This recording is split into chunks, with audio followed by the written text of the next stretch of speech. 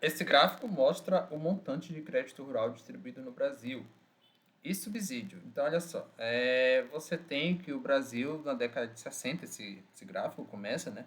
Aumentou muito o crédito rural na década de 70, você teve o governo militar fortemente desenvolvimentista, caindo na década de 80, provavelmente em função ali da crise que teve no Brasil nos anos 80, voltando a aumentar já e caindo depois de 85. Aí você tem também aqui o período de inflação muito instável, né? Então, tá valores constantes de dezembro. Então, de fato, isso aqui influencia. Apesar de estar corrigido pela inflação, essa estabilidade acaba aparecendo aqui. Só que em 96, você teve o controle da inflação através do Plano Real, né?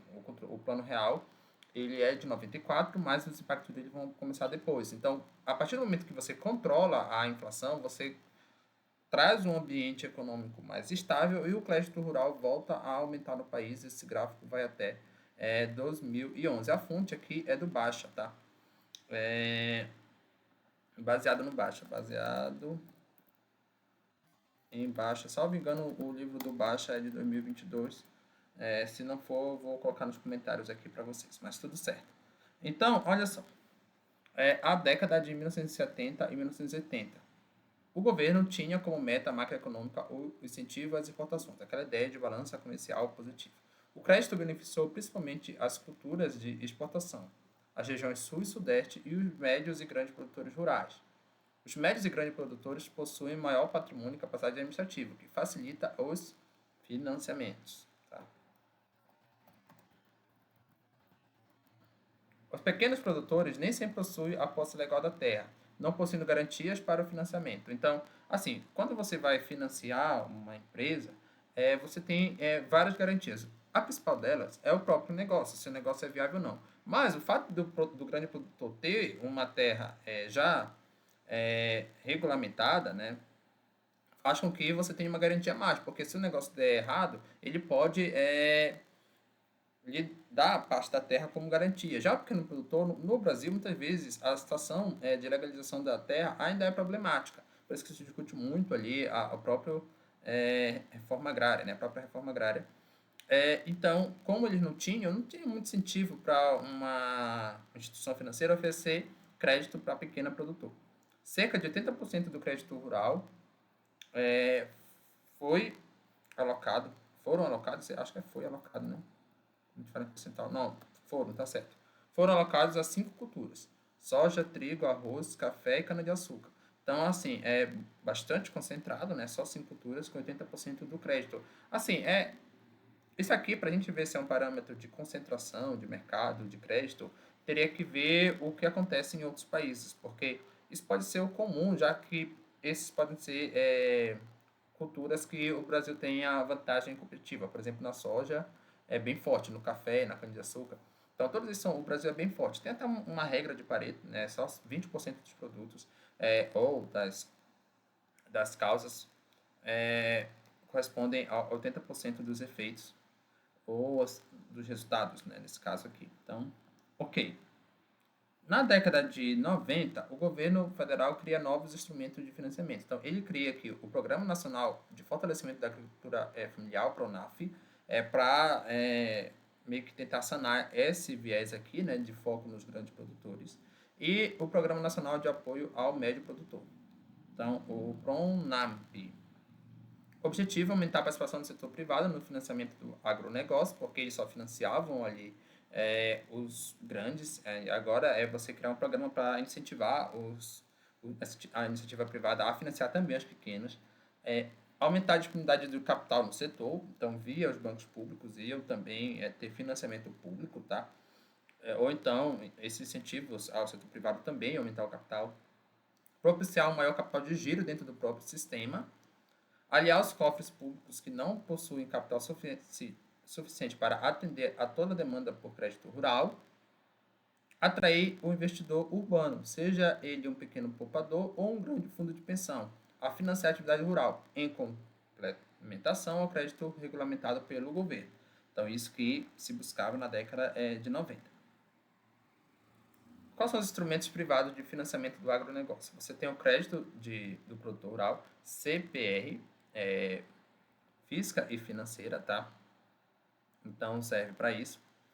O certificado de depósito agropecuário, CDA, e o Warrant Agronegócio, WA, letras de crédito do agronegócio, LCA, certificado de direito creditórios do agronegócio, CDCA, e certificado de recebíveis do agronegócio, CRA. Isso aqui, pessoal, são tudo modalidades de investimentos que os bancos oferecem se você quiser financiar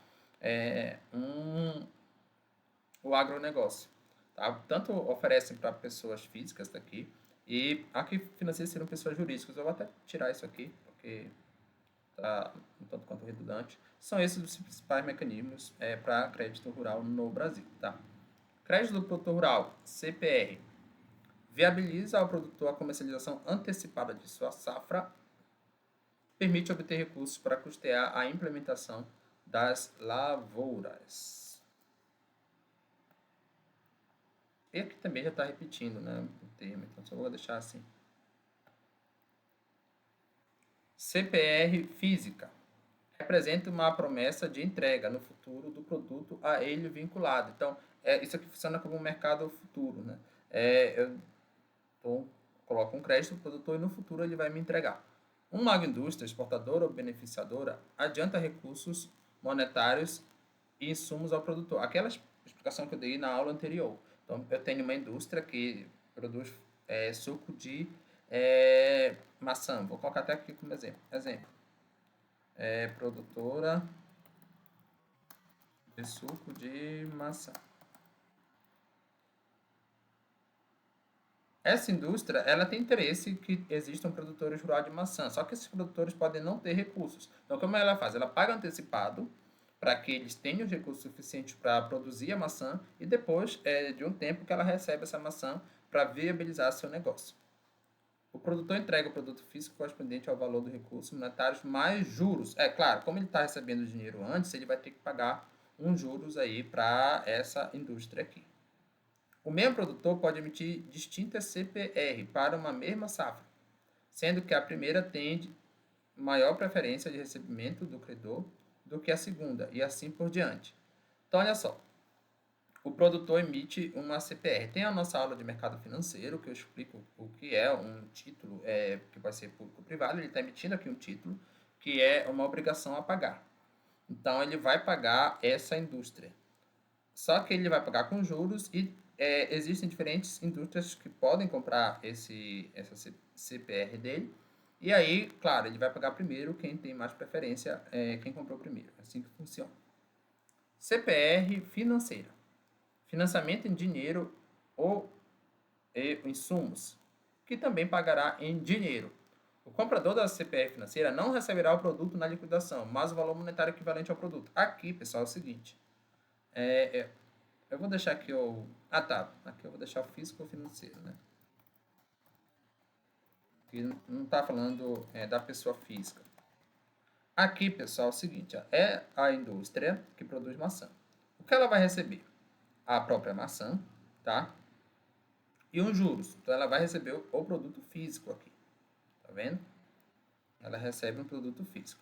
Agora, imagina que essa indústria não tem dinheiro, mas eu, um morador urbano, sou rico, imagina, né? É situação bem hipotética. E aí eu quero financiar isso aqui. Eu vou e compro a CPR financeira. Então eu vou lá e dou o dinheiro para a produtora de maçã. Depois, essa produtora de maçã vai conseguir o dinheiro através da venda da maçã. E aí ela me paga uns juros. Claro, ela vai me voltar a CPR com os juros correspondente ao preço do produto que ela está comercializando. Claro, ela vai tirar o lucro dela, mas ela vai. Esse juros que ela está pagando está atrelado ao preço do produto. Ou através de outro índice, por exemplo. Né? Esses aí são índices de bolsa de valores dos insumos agrícolas, por exemplo. Então, olha só, a CPR financeira permitiu que os bancos passassem a ser compradores da CPR e não apenas seus avalistas. Isso aqui permitiu o que a gente chama de mais liquidez. Porque antes era assim, essa relação só era entre a agroindústria e aqui a produtora. Então, o banco talvez fizesse análise de risco prestando serviço para a agroindústria. Olha, é viável você comprar essa CPR física. Aqui, o banco toma o risco. Se ele acha que é viável, ele vai lá e compra ele mesmo. Tá? E depois que aqui ele encontra um comprador, né, uma agroindústria ou um mercado consumidor direto dos produtos, ele vende esse produto, consegue lucro e paga o banco se tudo der certo, obviamente. É isso. Certificado de Depósito Agropecuário, CDA, e o Warrant Agropecuário. Título lastreado na produção depositada em armazéns. Olha só que interessante, né? Então, tenho meu depósito lá de produtos agrícolas e eu consigo lastrear, colocar ele como uma garantia do título. CDA representa a promessa de entrega de mercadoria depositada. O warrant agropecuário confere direito de penhor sobre mercadoria descrita no CDA. Permite ao seu detentor a penhora do produto para garantir uma operação de empréstimo bancário. É assim, bom, eu tenho uma warrant, imagina que eu quero o empréstimo. Então, eu consigo colocar isso aqui como uma garantia para conseguir esse empréstimo. Eu prefiro até o termo financiamento, melhor, porque nós estamos falando de negócio. Tá? Beleza. São obrigatoriamente registrados em sistema de registros e de liquidação financeira de ativos autorizados pelo Banco Central, como a CETI. Então, são títulos que são negociados para dar mais liquidez para o mercado. Esse é o objetivo geral, tá, disso aqui. Então, tem o armazém lá, eu coloco esse armazém como uma garantia para fazer operações financeiras de financiamento. É isso, eu financio um determinado produtor que tem como garantia esse depósito. Talvez, porque o que acontece? Você pode ter a intersafra de produtos. Eu não entendo muito de agro. Então, imagina que o milho tem o momento de venda dele ali, de safra dele, seja diferente da soja. Ok. Então, eu estou vendendo em determinado mês milho. E eu tenho um armazém de soja. Só que eu estou precisando de capital para fazer ali o milho para expandir minha produção de milho naquele momento, já que vai ter demanda naquele momento. Aí eu dou para o banco como garantia esse meu estoque de soja. E o banco vai me prestar dinheiro, ele sabe que se der errado lá meu investimento no milho, ele vai ter como garantir a soja. Aí eu vou, faço meu investimento, ok. Aí no outro período, já ao contrário, já é a safra da soja e o milho eu tenho estoque, porque sobrou milho do que eu pretendia vender. E aí eu dou como garantia o estoque de milho para investir na expansão da soja. Eu acho que não sei, acho que não cabe muito esse meu exemplo, mas não cabe muito no sentido de que eu não sei se realmente assim que acontece entre o milho e a soja, mas acho que deu para entender a ideia. Isso causa mais segurança para o produtor e também para o financiador. Letra de crédito do agronegócio, a LCA. Emissão exclusiva do sistema financeiro. Então, nesse sentido, vai se aparecer muito com a CPR financeira, tá? Com a LCA, o agente financeiro pode emitir uma LCA lastreada nesses recebíveis e comercializá-la no mercado. Olha só, qual é a diferença? Na CPR financeira, quem emite o título é o próprio produtor. Então eu tenho uma produção aqui de maçã, eu vou emitir esse título que alguém vai comprar ele, eu vou ter uma obrigação para no futuro pagar essa pessoa. Esse título vai ser negociado pela financeira, ok? Aqui não sou eu que estou fazendo nada. Tem o banco que vê que a minha atividade é viável, ele cria um título, uma obrigação financeira e depois ele vai me financiar. Claro, ele vai cobrar os juros por isso, eu sou produtor. Mas ele vai ter que emitir essa obrigação, alguém vai comprar essa LCA, é óbvio que os juros que ele vai me cobrar vai ser menor do que os juros que ele vai pagar. Esse é o spread bancário, se não fosse menor, não existiria banco, e eu não estou nem criticando que isso seja assim. Na verdade, o banco ele tem um papel super importante de fazer análise de risco e ponderar ali esse risco para juntar quem tem ali, quem poupa dinheiro com quem precisa de investimento. Então, ok, o investidor urbano pode comprar essa LCA, fornecendo ao banco recursos para financiar novos empreendimentos agrícolas. Então, olha só, o investidor urbano pode comprar, tá? O investidor apenas corre o risco do banco emissor. Porque assim, aqui, o que acontece? Eu comprei uma CPR financeira. A produção foi mal, aconteceu uma seca e não teve produção. Aí, eles vão ter dificuldades para me pagar, tá? Aqui, pessoal, eu comprei do banco. Aconteceu lá a seca. o banco que vai ficar em dificuldade, porque ele vai ser obrigado a me pagar. Aí o banco que arque com os riscos. É isso que acontece, né? Como o banco ele é uma instituição grande no geral, né, que tem vários clientes, ele consegue pulverizar o risco tendo um portfólio de investimentos. É diferente de quando você é apenas um produtor que só tem um produto, né? Ou então poucos produtos. Seu portfólio é pequeno e uma seca pode prejudicar muito. O banco pode ser que ele tenha um prejuízo em algumas LCAs, mas em outros ativos da carteira de risco de crédito dele, o prejuízo seja compensado por um lucro. Certificado de Direitos Creditório do Agronegócio, CDCA. Uma empresa, cooperativa, entidade não financeira, agroindústria ou empresa exportadora, que seja fornecedora de insumo ou financiadora do custeio aos produtores com recebimento no momento da colheita, pode emitir o CDCA. Isso aqui é pode, né? Sem o R no final. Então, aqui, pessoal, vai ser emitido por uma cooperativa, tá? Ou uma agroindústria, uma empresa exportadora, então não é um banco. O mais interessante mesmo aqui é a cooperativa, né? Tendo acesso a esse certificado. Porque assim, a cooperativa não é uma empresa, então provavelmente se existe esse CDCA, significa que a cooperativa não pode emitir um CPR, mas um CDCA ele pode, tá?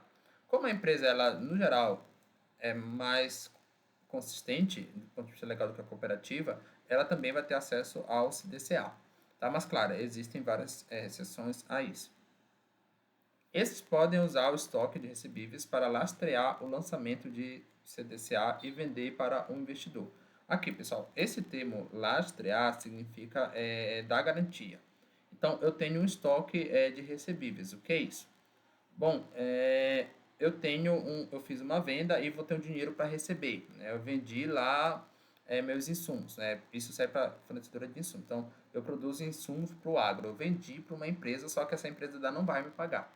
Então, eu tenho um dinheiro a receber, que a gente chama, do ponto de vista contábil, de duplicatos a receber. Bom, como tem esse dinheiro a receber, imagina que eu estou precisando de crédito para continuar a minha produção. Então, eu emito uma CDCA e boto lastro nesse dinheiro que eu tenho a receber. E aí outra pessoa vai me financiar enquanto eu não receber esse dinheiro. Quando eu receber esse dinheiro, eu vou pegar esse dinheiro e pagar a outra pessoa. É isso, né? Que essa outra pessoa é o investidor. Oferta no mercado e obtém novos recursos para ampliar o financiamento dos produtores. É isso aqui, tá? Que eu acabei de falar. Os produtores, nesse caso, eu dei o exemplo dos produtores de insumo. O investidor corre o risco da agroindústria, cooperativa, entidade não financeira emissora do CDCA. Olha só, enquanto que aqui o risco que você está correndo é do banco, aqui o risco vai ser da agroindústria, da cooperativa. Se der ruim lá no planejamento dela, você que investiu nessa CDCA vai ter prejuízo. É isso. Certificado de Recebíveis do Agronegócio, CRA. Operações exclusivamente conduzidas por sociedade de propósito específico, SPE, especialmente constituídas para conduzir negócios de securitização. Então, está relacionado ao mercado de seguros aqui, né? Nas operações com CRA, a engenharia financeira foi negociada previamente entre as partes. O comprador da CRA se expõe ao risco dos produtores rurais e não da empresa securitizadora. Olha só, é meio que um seguro que tem, porque assim, existem os mercados futuros, é um pouco mais complexo, tá? Quando você, por exemplo, os produtos agrícolas, eles são listados em bolsa, eles são commodities, então o preço deles é o dólar. E estão sujeitos à flutuação cambial. Porque imagina, eu estou produzindo aqui soja. Eu sei que minha soja vai estar boa daqui a 6 meses. E eu estou na expectativa de vender a soja no preço em dólar que está R$ 6. Só que pode ser que daqui a 6 meses o dólar caia por algum motivo e vá para 5,20. Então, eu vou ter prejuízo, porque eu estava pensando que ia vender a 6 e vou vender a 5,20. Para eu diminuir esse risco do dólar cair, nesse caso, né, para o produtor rural funciona dessa forma, eu posso comprar um seguro, que alguém vai me garantir que vai comprar aquele dólar a R$ 6, e eu vou ter que pagar uma taxa por isso para essa pessoa. tá? Que se a gente, isso a gente pode fazer na bolsa. Tem uma aula também lá no meu canal do professor, que é Risco Brasil, que eu explico essas operações. Então, esse seguro, vou ter que pagar a cada quantidade, determinada quantidade, 5 centavos, desses 10 centavos, por exemplo. Se o dólar ficar 6,10, já está dentro do meu planejamento financeiro. Eu faço um planejamento financeiro com dólar 5,90, sendo viável para mim lá no planejamento. Que aí eu vou ter que pagar 10, mas eu vou ter a garantia de que vou vender a 6, por exemplo. Então, só que o que acontece? Quando eu compro o CRA, o produtor rural, ele já, por ele fazer esse mecanismo, ele já tirou o risco dele. Ora, o risco dele qual era? O dólar cair. Mas o dólar, se o dólar realmente cair, como ele tem seguro, bom, ele vai estar assegurado a comprar a R$ 6, mas alguém vai ter que pagar a conta. Nesse caso, quem paga a conta é o comprador do CRA. Vocês sabem que pela matemática alguém vai ter que pagar essa conta, e quem paga a conta nesse caso é o comprador do CRA. Por quê? Na prática, esse comprador do CRA, ele vai aceitar ganhar esses 10 centavos que eu falei, mas vai ter que vender o preço da commodity agrícola a 5,20. E sendo que, sei lá, o preço de produção foi 5,50 por cada tonelada, enfim, por cada unidade lá da soja, qualquer outro produto agrícola. Então, o comprador do CRA que fica com prejuízo, porque ele que assume o risco no lugar do produtor rural. Tá? Isso aqui geralmente existe para grandes fundos de investimentos, porque aí você tendo vários CRAs, inclusive em várias partes do mundo, você consegue pulverizar esses riscos, e geralmente um CRA ele pode não ter apenas um produto agrícola, ele tem vários, né? E aí você tendo um grande fundo de investimento ou um grande banco, ele tem um CRA, ele distribui parte desse CRA para os seus investidores, sempre pulverizando os riscos. A pessoa física fica livre do pagamento de imposto de renda sobre os juros que recebe, tanto para CRA como para LCA e CDA. Porque aqui, olha, como é que vem para a pessoa física, tá? O CRA, ele é o título de renda fixa, então, para a pessoa física, mas o banco que compra esse CRA, é isso que acontece. Recapitulando, o produtor, ele tem ali um risco, que pode ser, por exemplo, uma operação cambial.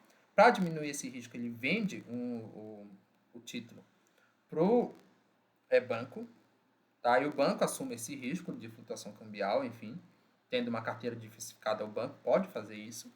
E depois o banco passa para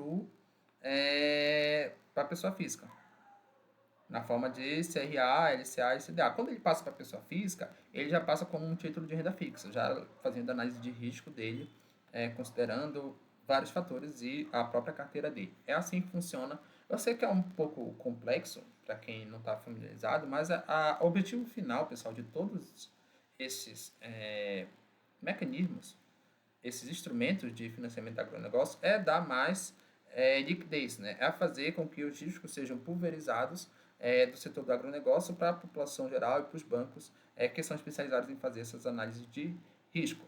É isso.